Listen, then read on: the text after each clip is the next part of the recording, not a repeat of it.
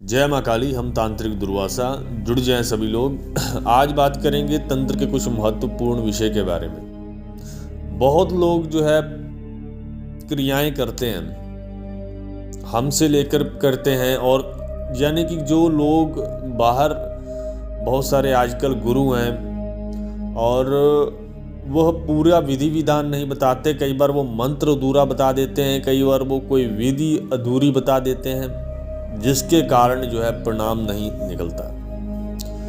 और आपको बता दें कि तंत्र एक विद्या है, इसको पूरी जानकारी के साथ ही करना चाहिए। और कुछ ऐसी आज चीज़ें बताएंगे तंत्र के बारे में, ऐसे कुछ जानकारी देंगे जो बहुत आपके काम आएगी। और बहुत सारी भ्रांतियां पैदा हो जाती हैं जब सफलता नहीं मिलती है, तो उसी के बारे में बात करेंगे। साधक क्या करते हैं, कुछ साधक क्या करते हैं कि जो भी तंत्र में लगे हुए सभी साधक हैं, चाहे हमसे जुड़े हों या ना जुड़े हों, लेकिन हैं साधक अगर वो लगे हुए हैं इस तंत्र विद्या में। क्या करते हैं कि अगर किसी भी क्रिया में कोई रिजल्ट नहीं आया है, कोई उसका अनुभव अच्छे से नहीं हुआ है, या वो सिद्ध नहीं हो पाई, या क्रिया वो काम नहीं की, तो वो कई बार खुद ही ये सोच लेते हैं कि मंत्र ने काम नहीं किया। ऐसा नहीं होता है। कई बार आप क्रिया ही गलत तरीके से कर रहे होते हो, गलत जगह पे बैठ के कर रहे होते हो, ठीक है, कोई ना कोई त्रुटि के साथ कर रहे होते हो। मंत्र सही होता है, ऐसा नहीं कि मंत्र भी गलत हो सकता है, लेकिन हर बार मंत्र गलत नहीं होता है, क्रिया गलत होती है। ये कुछ ऐसी चीज़ें हैं जो हम साधकों को समझाना चाहते हैं। हमने देखा है कि बहुत लोग YouTube के ऊपर जो है क्रियाएं वगैरह ये देते हैं, लेकिन बीच की बात कभी नहीं बताते हैं कि क्यों सफलता प्राप्त नहीं हो रही है। अब कुछ ऐसे मंत्र हैं जो कि उत्कीलन करने पड़ते हैं, यानी कि कीलित होते हैं, और जो साधक है वो उत्कीलन करता है। उत्कीलन करने के बाद अगर उसको रिजल्ट नहीं मिला तो वो बोल देता है कि यही समझता है कि शायद इसका उत्कीलन ही नहीं हुआ अच्छे से। देखो, ऐसा है, उत्कीलन हो जाता है, आपकी क्रिया में कोई गड़बड़ी होती है। ये आप ऐसा समझ लो कि आप कोई मशीन चला रहे हो और मशीन में कहीं भी दिक्कत हो सकती है, उसके कारण हो सकता है वो मशीन चले ना, आगे ना बढ़े। लेकिन इसका ये मतलब नहीं है कि उस मशीन में ईंधन नहीं डाला गया है। तो क्रियाएं कैसे करनी है, किस जगह पे बैठ के की जानी है, जो सामग्री आप ले रहे हो वो सही है या गलत है, उसमें जो सामग्री आप ले रहे हो वो पूरी उसी चीज़ की बनी हो जिस चीज़ की आपने ली है। ऐसी चीज़ों का ध्यान रखना पड़ता है। अब शमशान में हम कई बार कुछ साधक को जो तामसिक साधनाएं जो करना पसंद करते हैं। हालांकि ऐसा नहीं कि तामसिक साधना जो भी करता है वो बुरा होता है। अच्छे व्यक्ति भी, बहुत अच्छे व्यक्ति भी तामसिक साधनाएं करते हैं, कोई ऐसी बड़ी बात नहीं है। अगर समझ के किया जाए तो कोई दिक्कत नहीं होती है। हम आग से खाना पकाते हैं, तो ऐसा तो नहीं है कि आग हम किसी को लगा देते हैं, वो खाना पकाने के लिए उपयोग में लाई जाती है। तो इसी तरीके से जो क्रियाएं हैं वो काम करती हैं, और इसे अच्छे या बुरे के लिए प्रयोग करना ये अपने ऊपर ही निर्भर होता है। हालांकि ऐसा भी नहीं है, हम अपने साधकों को यही बताते हैं कि अगर आपके साथ किसी ने गलत भी किया है तो इस विद्या का प्रयोग सोच समझ कर करना और समय आने पर करना। कुछ चंद चीज़ों के लिए हम अपने किसी भी साधक को गलत प्रयोग करने के लिए नहीं बोलते हैं। ऐसे जो प्रयोग होते हैं गलत, किसी का बुरा करना, अहित करना, किसी निजी स्वार्थ के लिए नहीं करना चाहिए। तब करना चाहिए अगर बहुत लोगों को उसने परेशान किया है और वो गलत कर रहा है, आपके साथ चाहे ना कर रहा हो तो भी आप जो है समझा सकते हो उसको, व्यक्ति को। अगर नहीं समझता है तो दूसरे तरीके से ले सकते हो। लेकिन निजी काम के लिए, यानी कि कुछ छोटे मोटे झगड़े के लिए मारण प्रयोग करना या फिर किसी का अहित करना, ये नहीं करना चाहिए। क्योंकि हमने समझाया है अपने सभी साधकों को, जब आप कोई गलत प्रयोग कर देते हो किसी के साथ, करना बहुत ही आसान है, लेकिन जब हो जाता है तो कुछ समय बाद आपको खुद को पछतावा होगा। एक अंदर आपके एक आग जलेगी कि मैंने उस व्यक्ति का बुरा क्यों कर दिया।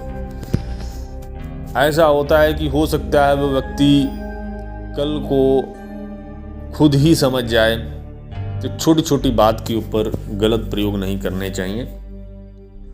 और जो आज हम बात कर रहे थे कि जैसे हमने अपने एक साधक को एक तंत्र क्रिया बताई, हमने उसको बोला था कि हमने हड्डी लेनी है, यानी कि जलती हुई चिता में से एक हड्डी लेनी है। ऐसा नहीं है कि जिसकी चिता जल रही है उसको नुकसान होगा उसमें, नहीं, ऐसी हम कोई भी किसी की दुर्गति नहीं चाहते हैं, ना ही करते हैं। बस उस क्रिया में हड्डी चाहिए थी, वो तकरीबन जो है छाती की हड्डी हो, यानी कि जो मुर्दे की छाती जो होती है उसकी हड्डी होनी चाहिए, यानी कि उस जगह की होनी चाहिए, यानी कि ऊपर का जो धड़ होता है उसकी हड्डी चाहिए थी। तो उसने हड्डी ली, लेकिन हड्डी ली उसने पैर की तरफ की, यानी कि जो पैरों में से कोई हड्डी ले ली उसने।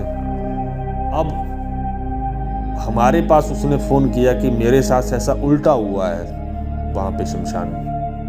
हमने बोला कि क्यों उल्टा हुआ है, क्या किया था तुमने, घेरा नहीं लगाया था, क्या हुआ है? उसने ये बताया कि मेरे साथ ऐसा ऐसा जब मैं क्रिया कर रहा था, जैसे आपने बताया वैसा ना हो कि उल्टा हुआ। तो हमने सारा कुछ उससे पूछा, तो सब कुछ पूछने के बाद, मंत्र पूछने के बाद, सब कैसे बैठे थे, घेरा कैसे लगाया था, सब कुछ पूछने के बाद जब हमने हड्डी की बात की तो उसने बोला कि मैंने तो हड्डी नीचे से ली थी, मुझे नहीं पता था कि ये किस तरीके से, रात को पता नहीं चला मुझे कि किस तरीके से ये जल रही है। तो मैंने वो निकाल ली, मुझे लगा कि ऊपर के धड़ की है, तो ये वो थी नीचे के धड़ की, लेकिन वो क्रिया जो है उस तरीके से काम नहीं की। तो छोटी छोटी बातों का ध्यान रखना पड़ता है। शमशान में जब जाते हो तो किस तरीके से मंत्र का उच्चारण, कैसे बैठना है, कौन सी वस्तु लेनी है, कोई वस्तु आप गलत तो नहीं लेके जा रहे हो, पूरी वस्तुएं लेके जा रहे हो जो प्रयोग में आनी है, भोग अच्छा लेके जा रहे हो कि नहीं ले। अब क्या कुछ लोग क्या करते हैं कि शक्ति का जो भोग होता है वो जो चलता है उसके विपरीत भोग लेके चले जाते हैं। कुछ ऐसी शक्तियां होती हैं जिनको मदिरा चाहिए होती है, वो क्या करते हैं, मांस ले जाते हैं अकेला, वो भी गलत है।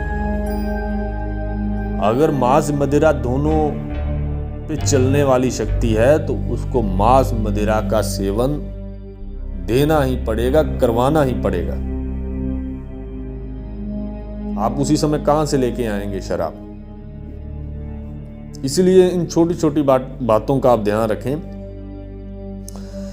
और जब भी कोई भी गुरु, अच्छा गुरु कुछ सिखा रहा होता है कि किस तरह की विधि को करना है, तो आपका ध्यान उन गुरु की तरफ होना चाहिए, ठीक है। और हम अपने भी साधकों को बोलते हैं। और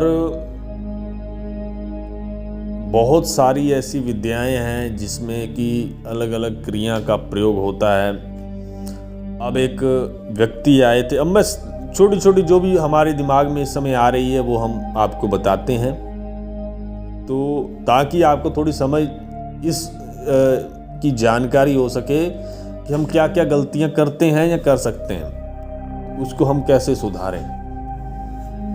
तो उसने एक हमसे विद्या मांगी जिसको कि शमशान में एक टांग पे खड़े होकर करना पड़ता है तकरीबन आधे घंटे तक।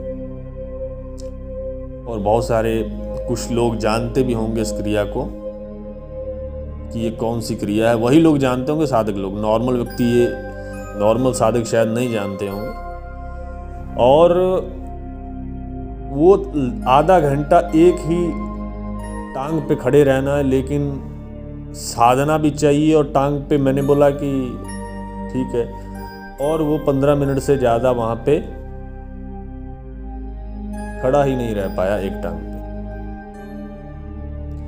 तो बात ये आती है कि थोड़ी सी बुद्धि भी होनी चाहिए तंत्र में, कुछ करने के लिए थोड़ी सी बुद्धि भी होनी चाहिए।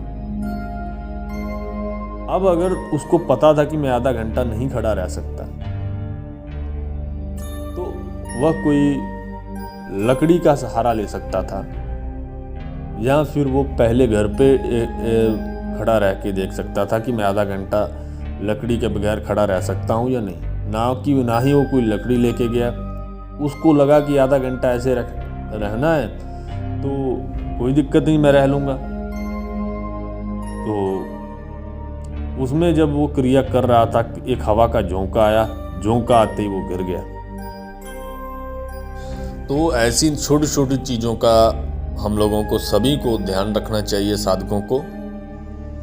और मिलते हैं नए वीडियो में, तब तक के लिए नमस्कार। और जो आज बातें बताई हैं, इनका ध्यान रखकर ही छोटी छोटी बात का फिर साधना करें।